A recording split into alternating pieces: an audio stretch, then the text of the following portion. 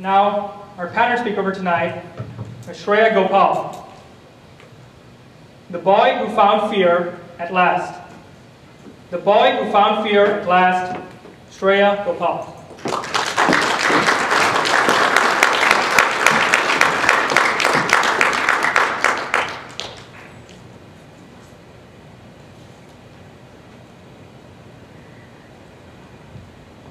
When we were young kids, we used to run away from one thing.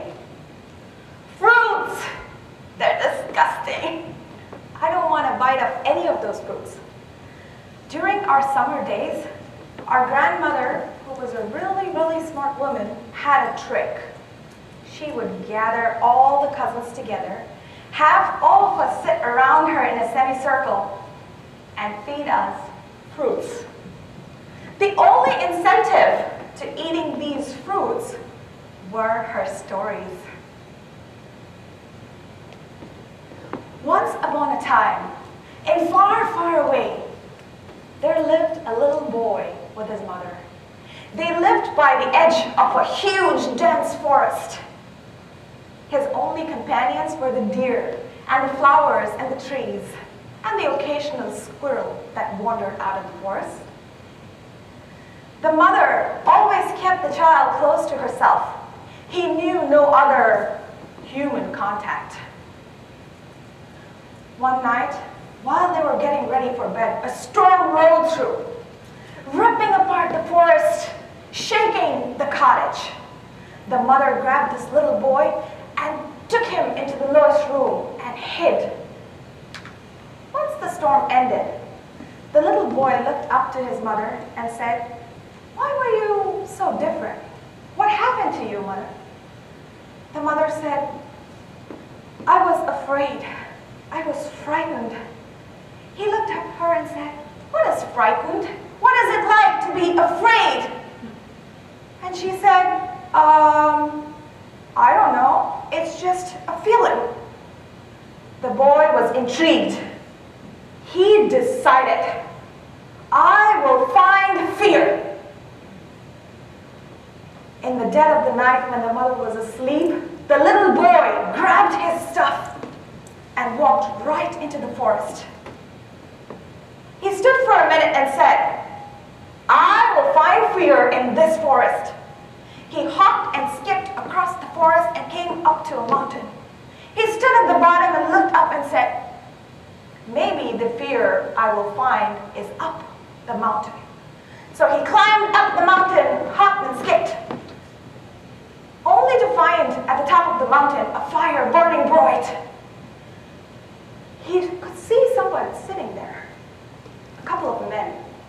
He walked up to them and said, "Hello, kind sirs. Where will I find fear?" Now these group of men were big, burly robbers with huge, rounded mustaches. They towered over the boy, laughed at him and said, "In these 200 villages surrounding the mountain, not one man would come up here. Boy, do you not know fear?" The boy was intrigued. Yes, fear. Where can I find it?" The robber said, "I shall show you fear. Go down the mountain the other side. There's a riverbed there. Here, grab the sack. If you can bake us a cake by the riverbed, you will have found your fear."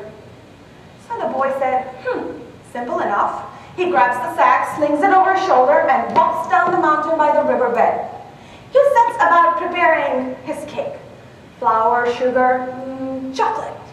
As the aroma of chocolate spread through the air, all of a sudden, a hand popped up behind him. He was taken aback. He looked around, and the hand said, "Can you feed me the cake?" The boy was astonished. He picked up a spoon, patted the hand, and said, "This is not food for the dead." So with the baked cake, he went back up the mountain to feed these robbers. They were shocked at seeing the boy alive. "Boy, do you know not fear?" He said, "Kind sir, I couldn't find fear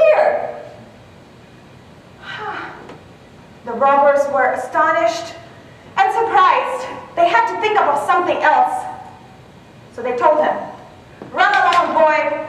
There is a sea down there. You will find fear." So the boy decided to hop and skip and go to the sea.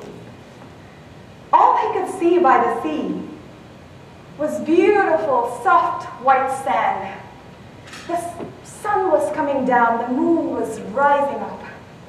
The horizon was blue and orange and painted in different colors. The stars were twinkling. He decided to take rest. He lay down and enjoyed the weather. And suddenly he heard yelling, "Help! Help! Save me!" He looked at the horizon and he saw the ship sinking. It was up in flames. The men were baffled, wondering how they will come out alive. The boy decided to be brave. He swam across and saved these men one by one, pulling them onto the shore. And as the ship captain came ashore, he said, "Boy, do you know not fear?" He said, "That's why I'm here. Where is it? Where is fear?" The ship's captain just looked at him, shook his head and said, "Impossible, boy. Walk with me. Maybe you will find fear in my town." Disappointed, he followed the captain and the men to their town. The town was silent. It had become evident that something was wrong. He tapped on the shoulder of the passer and said, "What's going on? Why is the town square so full of young men and silent?" The passerby said, "Boy, the king has just died." As those palace doors open, a white pigeon will fly. Whoever it lands on, he will be king. The boy decided to stay and see how this adventure was going to unfold. Maybe I will finally find fear. He waited with bated breath. The palace doors opened. The white pigeon flew towards him and perched on his shoulder. Everyone around him started singing, "Hail to the king!" The little boy was suddenly flustered. His palms were wet. He was sweating. He was red in the face. What am I going to do? I am now king. All these people, every single one of them are depending on me. I will be the source of their livelihood. What I dictate will rule their lives. How can I be responsible for so many lives? I'm, after all, just a little boy. The little boy had finally found fear. Every single one of us in this room has a fear. Spiders. I know mine is lizards. Creepy crawlies. Fire. Water. Public speaking. Each one of us has a story behind our fear. Now, when you find your fear, you have only two options.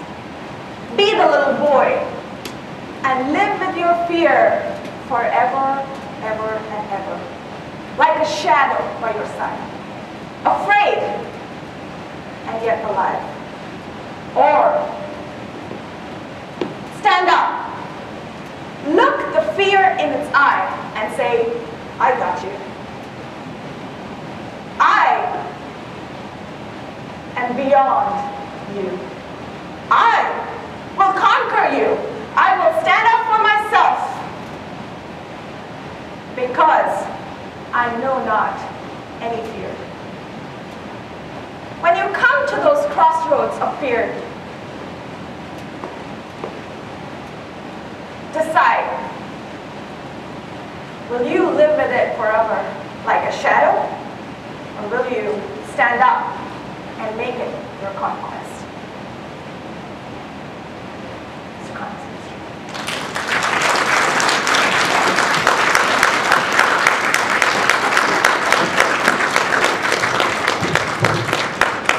Thank you, Shreya.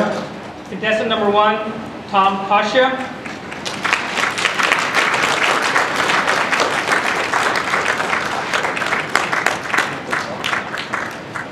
Tom Kasia.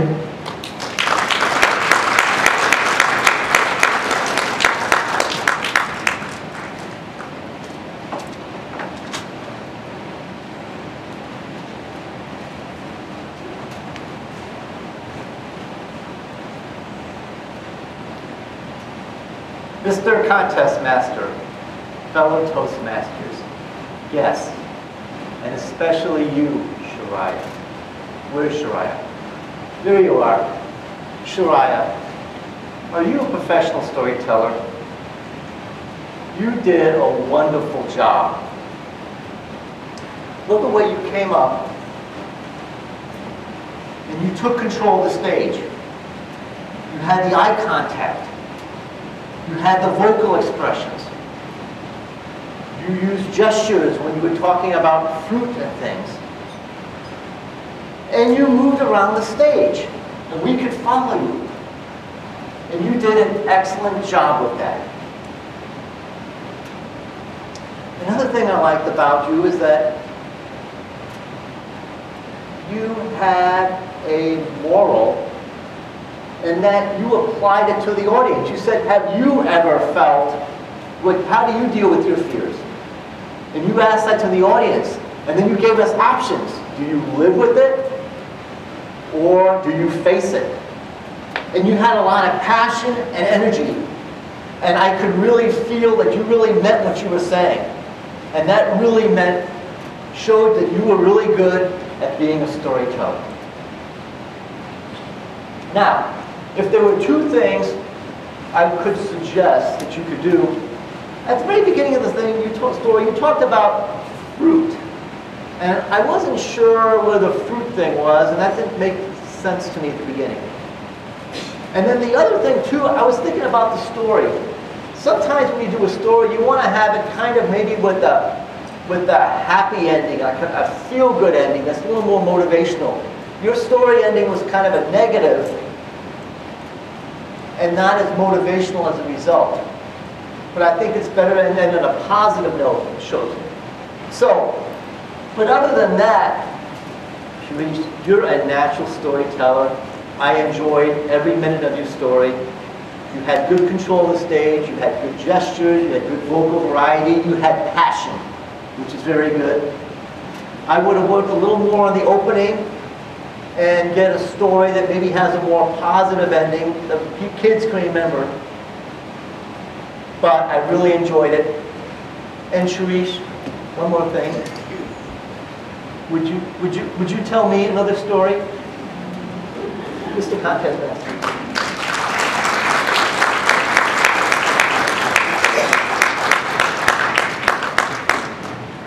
Contestant number 2, Ahmad Onuku.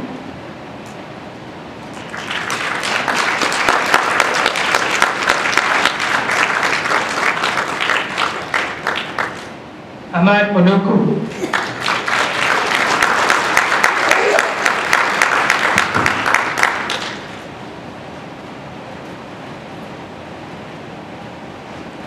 Wasn't that a good speech? Wasn't it?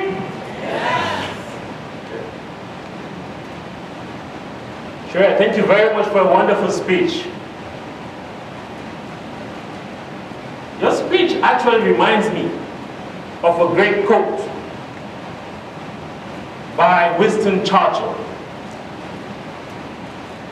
He said, a good speech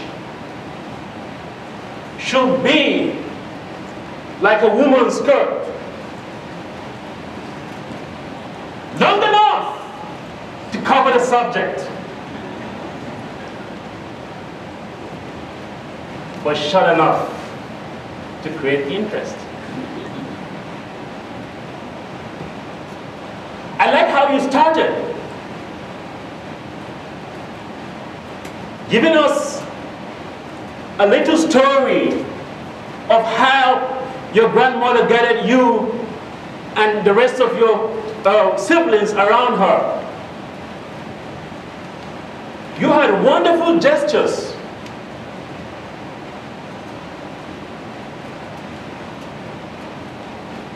You had a great voice.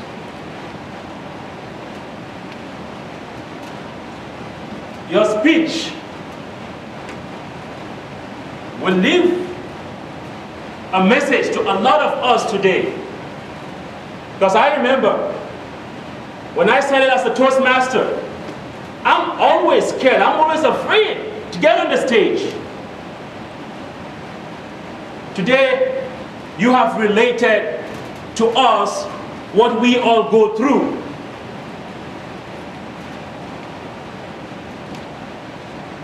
I like when you said,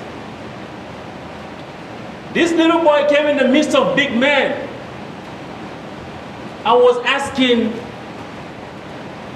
where to find fear. I'm a little child. I'm not going amongst big men asking them where fear is. Never. No, I wouldn't do that.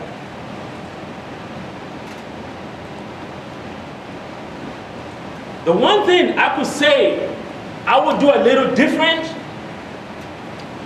is I will have a little more pauses in my speech.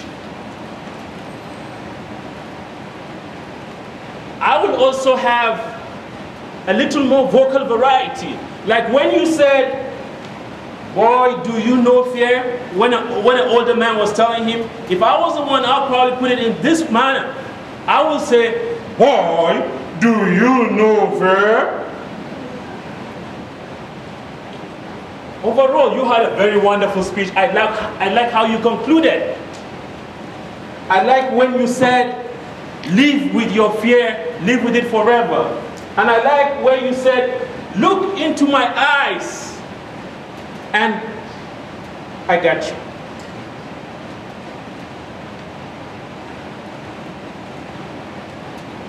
Your speech has been well delivered. But before I leave, I want you all to leave with this quote of Ralph Waldo. Always do what you are afraid to do. Thank you very much.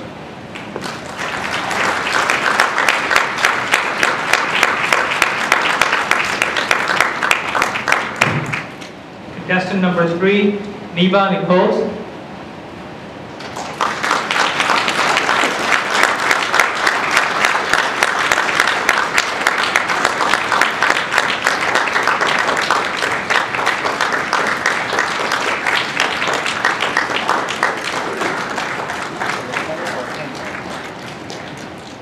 Neva Nichols.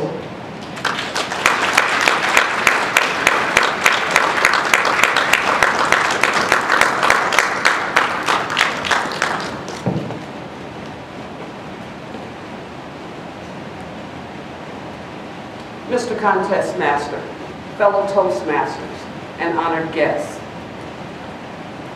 and Shreya, I thought your speech was very organized, very strong. You commanded the stage as soon as you came here. You made very good use of your space. The title, I thought it was a little deceptive, and I was curious as to what did that really mean.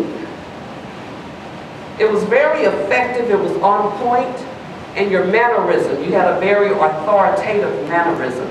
You seemed to know exactly what you were doing. The story fit well with what you were trying to tell us, what you were trying to deliver. There was a logical order, and your transitions with the story, they were excellent. You were very confident, very poised, very relaxed, and you did make good use of your stage area. You came in a very enthusiastic, articulate manner, and you were very passionate about the story that you were telling. Very sincere. So it was such a fantastic speech. What could we do to make it an awesome, jaw-dropping speech?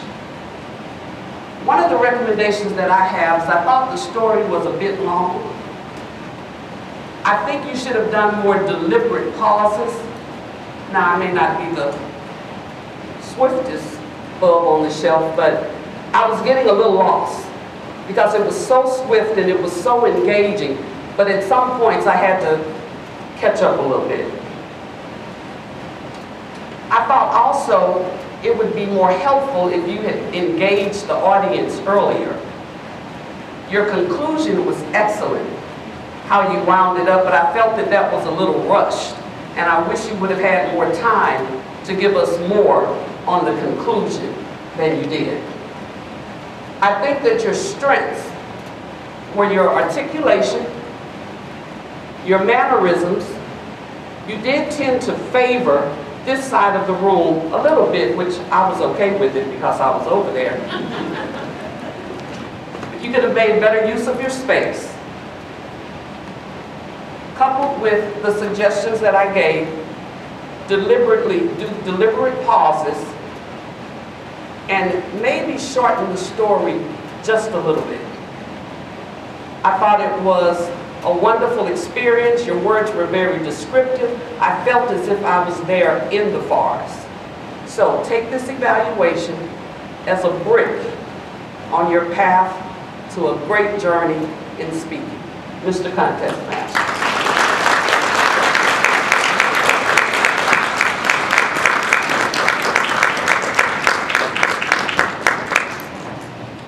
Contestant number 4, Raymond Allen.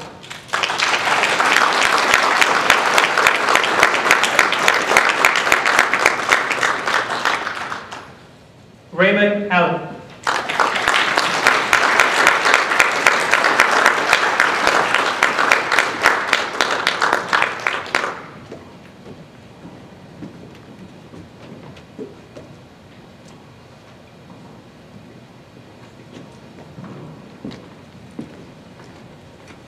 Mr. Contest Master, fellow Toastmasters, most welcome guests, and Strea, especially you. Strea, this evening you shared with us some fantastic speaking skills, and I'm going to talk about some of those skills. First of all, you came out to the stage and you created very vivid visuals for us. You talked about the little boy and the storm that came up, and his mom swooped him up and took him to cover. I could see that. That was a picture that you created in my mind. Another time you created a fantastic visual for me was when the boy was on the beach and he was in the sand. And you talked about the horizon being blue and orange. And all of us could see the visuals that you were created for us. So you created some fantastic visuals for us. The other thing you did extremely well is you're a master storyteller.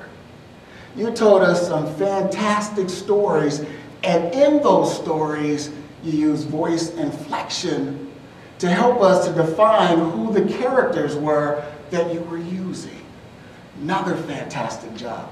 Also, you had very, very good very good gestures. You use your hands very wide, and sometimes you use them a little bit less. So you knew exactly when to use those gestures. Now, a couple of things I think you could do to improve, and this is not with just this speech, but just going forward as you continue to become the best speaker that you can become. First of all, I'd like to see you use the pause a little bit more. You were going so fast, it was hard to keep up with you at times. And so to be the very best speaker that you can be, I need you to slow down a little bit and add the appropriate pause. Another thing that you could do a little bit differently is at the very end of your speech, you had multiple conclusions to me. The first conclusion you said, everyone in the room has fears. Everyone is scared of something or has some kind of a fear. And then you paused and I thought, okay, that's the end of it. And then you came and you gave us another statement. And I thought, okay, that's the end. And then you said, will you stand up and make it your conquest? And that was your final conclusion. So to me, you have more than one conclusion. I'd like you to be more formative with that conclusion. So in summary, absolutely fantastic visuals that you created for us. Opportunities to improve. Pause when it's appropriate. Be careful with your conclusion. But the thing I think that you are absolutely amazing at, it was storytelling. I thought you created some fantastic stories for us to remember, for us to follow, for us to get excited about. Fantastic job. Mr. Contest.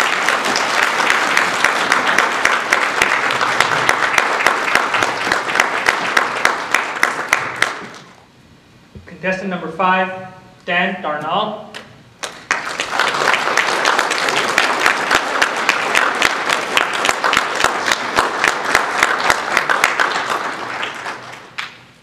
Dan Darnall.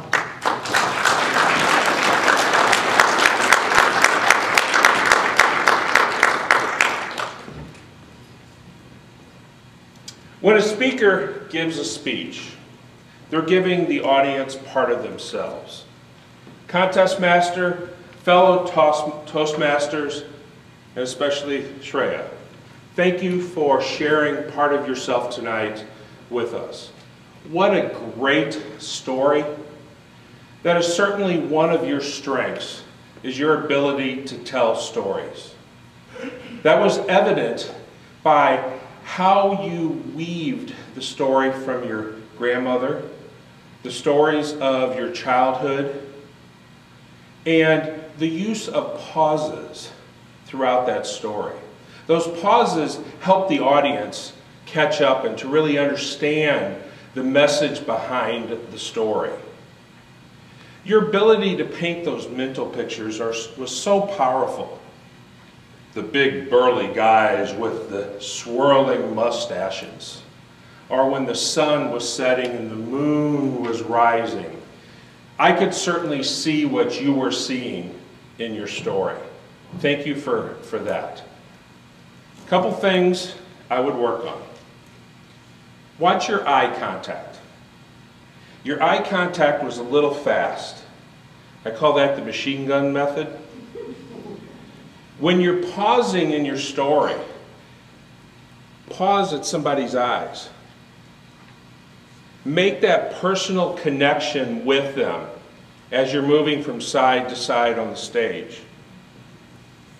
That ties that story to that person. They then feel that you're speaking right at them and that story was meant just for their ears. That adds power to your story.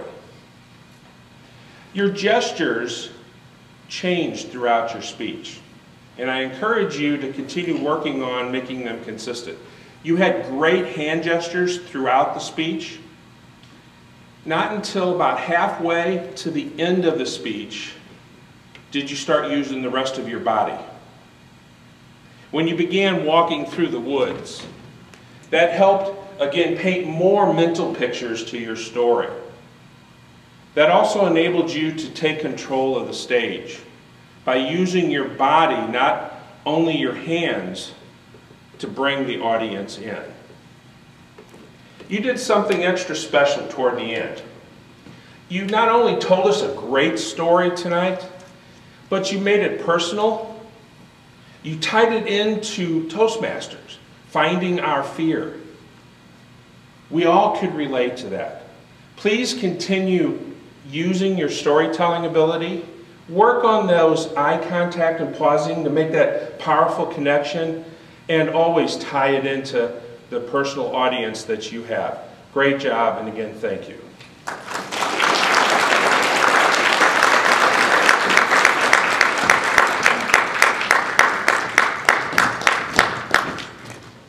I do have to announce that there was one disqualification for time.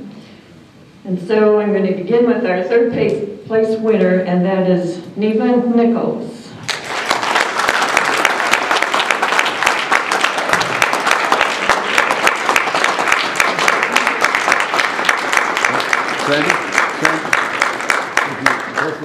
We're going to take pictures at the media wall. We wanted to. Yeah, I mean of the winners. Can we get those? Just okay. All right, sorry. We're trying not to do that. We wanted to have pictures at the media wall, okay? Our second place winner is Raymond Allen.